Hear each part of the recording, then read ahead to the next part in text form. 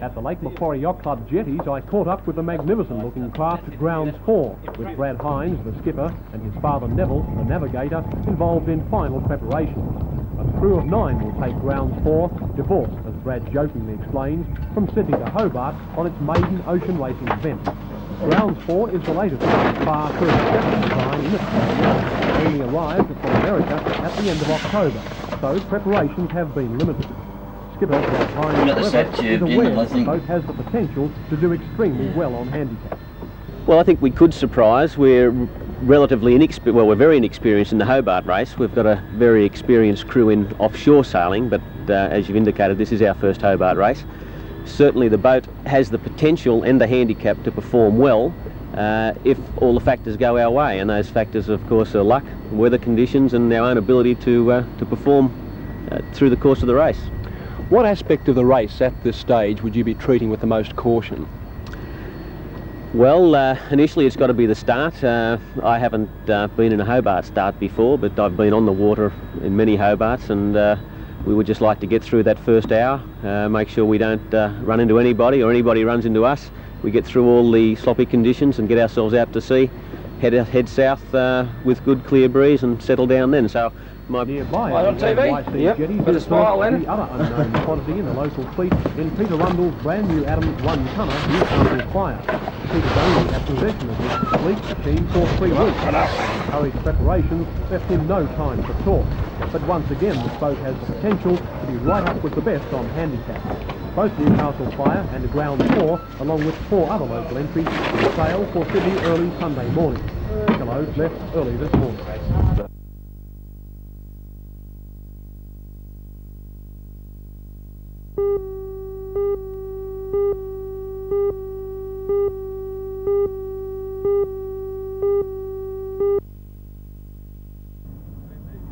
Between 800 and 900 parishioners joined the 2-kilometre march from the old site to the new.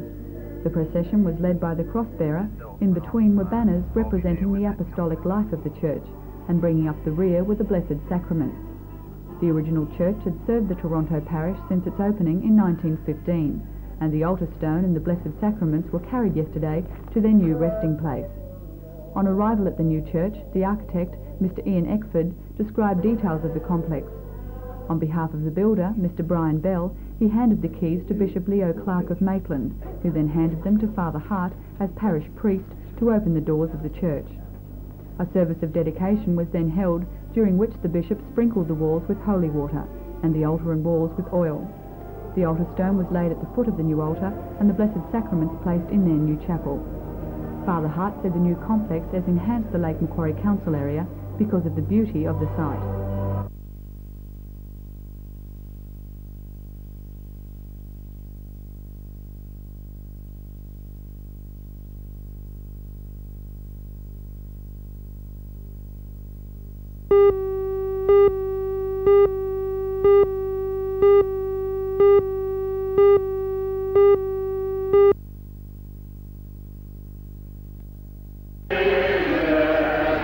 People gathered in Steve's Point Park on the shore of Lake Macquarie from 6 o'clock onwards, eager to secure a position close to the stage. While the crowd eagerly awaited nightfall so that the candles could be lit, they were entertained by 280 singers from the combined ethnic community choirs, the Lake Macquarie Choir, the West Lake Macquarie Concert Band, and the Allen Ward Orchestra.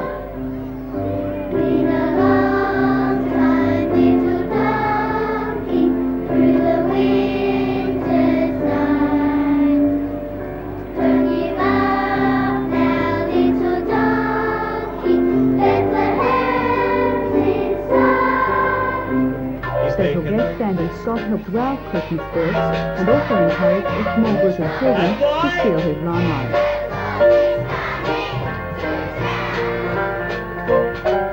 He sees you when you're sleeping. He knows when you're awake. He knows if you've been bad or good. Oh yes! You better watch out. You better not cry. You better not pout. I'm telling you why. Weren't they terrific? Tell them now how good they were. But as darkness fell, a different scene emerged as a sea of candles were lit. For more than 4 hours, tens of thousands of people sang along with the choirs, guest artists and comperes laden in with NBN and Warwick Chief of radio station 2HD. Those organisations helped present the evening in association with the local Torres City Council and Ethnic Communities Council.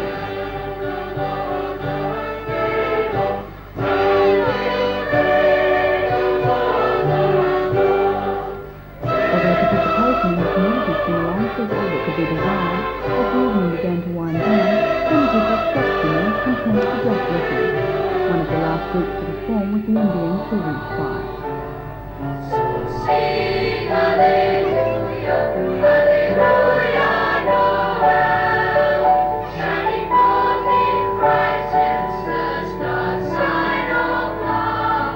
In this season of Christmas, wish for peace from above, for all men, for nations, the sign of the dawn.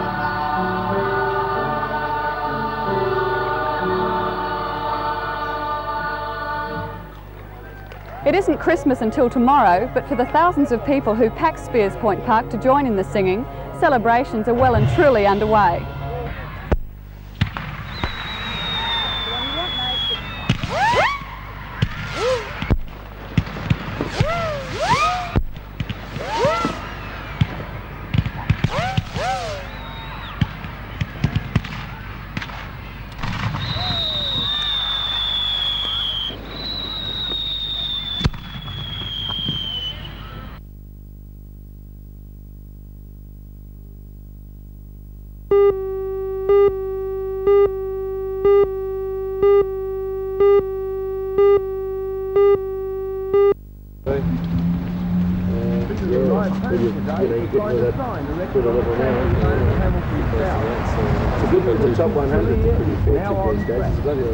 I'm very happy with the way it's progressing right now.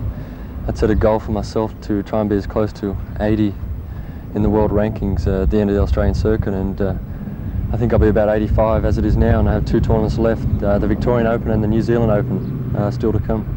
When did you think you could win the South Australian Open? You seemed to be in trouble early. We were all hearts in mouths here in Newcastle. I think once I beat Tim Mayotte in the quarterfinals, I realised that it was within reach. I realised Fitzgerald have a lot of pressure on him playing in front of his home crowd, and the fact that he plays Davis Cup for Australia, and I really had nothing to lose. I ranked a lot lower than he is in the Australian rankings, and I struggled earlier on in the tournament, and really started to put it together, that Tim Mayotte match, and I got a lot of confidence out of that, and I seemed to never look back from then on. The big serve started to work too, didn't it? I did. I was very happy with my serve. I think that was the big key to my game all week. If I didn't have my serve working, I would have been in a lot more trouble. To beat John Fitzgerald must have been a great achievement for you. That would be, because he is a Davis Cup player and you're aiming at being included in that squad. That's right, yeah. It goes back a long way. We played juniors together, and he'd beaten me a few times in juniors. I'd only beaten him once before, and he went straight out on the pro circuit, but I went to the college in America for 4 years, and so we went on different paths. And so now that this is my first year on the pro circuit, it was good for me to beat him, to think that I didn't miss out by going to America.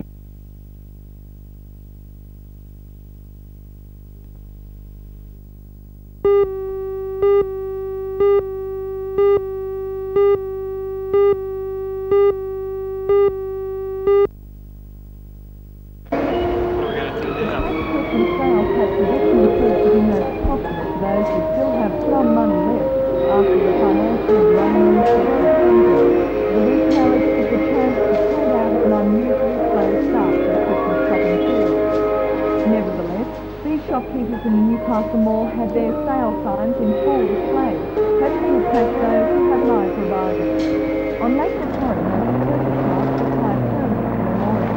There were huge big boats dragging spears from the relative calm of the bay to the chopper interior of the lake. Picnickers also watched with sympathy as novice sailboard riders tried their hand at this popular sport. As they found out, it isn't as easy as it looks, especially in today's gusty conditions. At Redhead Beach, the usual fearsome tide gave way to the sound of the rock beat, the non-stop dancing.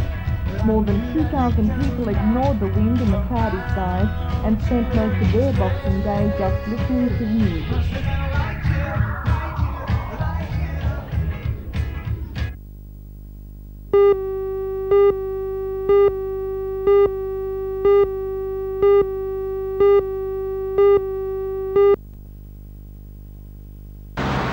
Meanwhile, there was less drama on Newcastle roads today. There were no fatalities reported and few accidents. Holiday traffic was flowing smoothly on all major highways. Despite that, the local road toll for the Christmas period now stands at 7, a significant part of the state death toll of 12. Since the period began on Friday night, there have been double fatal accidents at Warnervale and Howes Valley. There have also been deaths near Tea Gardens, Broke and Nabiac. The period has also been marked by an upsurge in random breath testing by police. By tonight, it is estimated that more than 3,600 people have been checked for drinking and driving in the Newcastle Police District. 58 have been charged. On the Central Coast, more than 1,600 people have been breath tested, resulting in 41 charges. Police say the number of charges is about average for this time of year.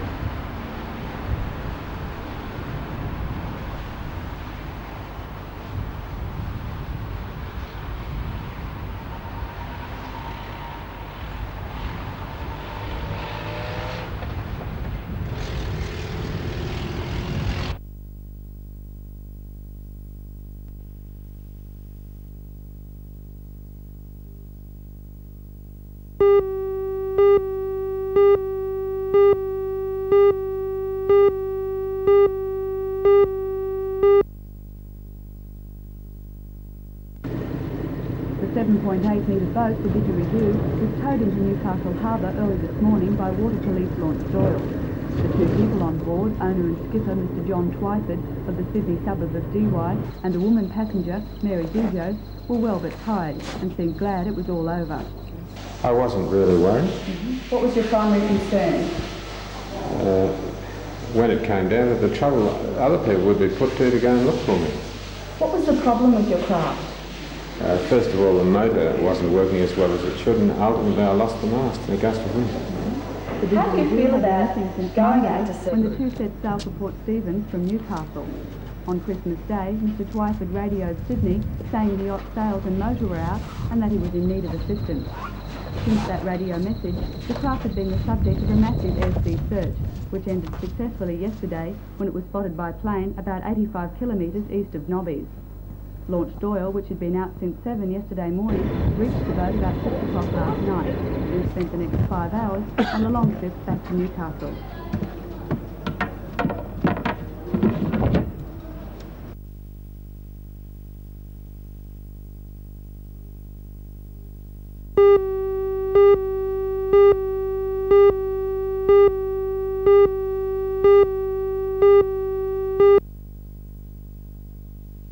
This was the chaos that engulfed the Pacific Highway south of Swansea this morning. Hundreds of almost stationary vehicles baking in the heat.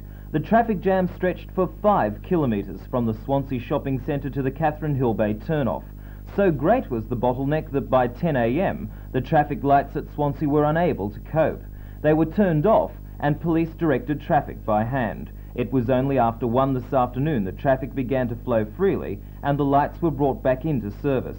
This evening, traffic is heavy but moving steadily at Swansea and the other traditional bottleneck at Hexham. In fact, police report that Hexham intersection has been almost free of traffic snarls throughout the holiday period.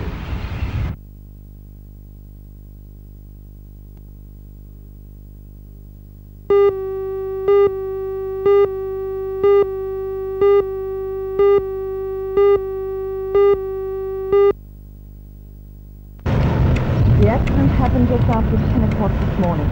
Police say the driver of the early model white Kingswood failed to feed the suburban train as it pulled into Blackhawk Park station.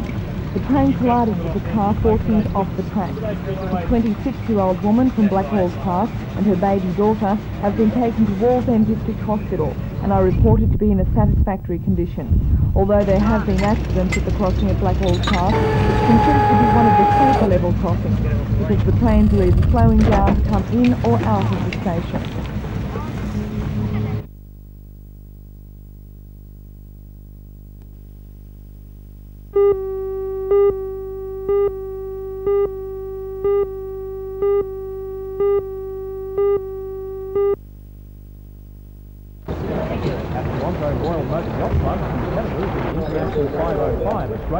titles were preparing for an afternoon invitation race prior to the commencement tomorrow of Heat 1 of the actual week-long fight.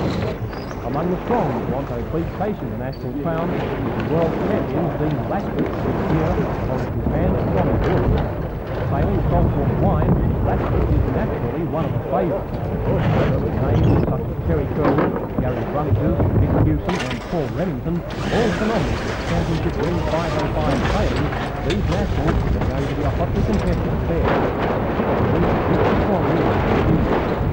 Further up the west side of the lake, the Torres Sailing Club is playing host to the Australian Sabo Championship.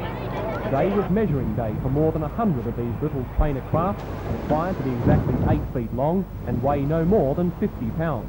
Tomorrow was anything else with the Australia, and today it was also briefing time for the team measures like tonight. So if each of you could tell your measurers run in the what with the opening ceremonies and what goes on, because I'm quite a novice at this. I don't know. After this, senior gentleman Jim Brothers, who over the years has given so much time and support for local Sabo sailing. Sabo national titles begin on Sunday with tomorrow's invitation race, with juniors under 12 years, 2-man crews, and seniors on their own over 12. The water docks for Alba are perhaps more sheltered than other parts of the lake, and once again these youngsters are preparing for anything. Some who weren't prepared to take on the elements today were among the skate championships fleet at the Belmont 16-foot Sailing Club. Today's race was abandoned when this afternoon organisers agreed to some requests that the conditions could damage their craft. It's likely the postponed heat will be raced tomorrow, weather permitting.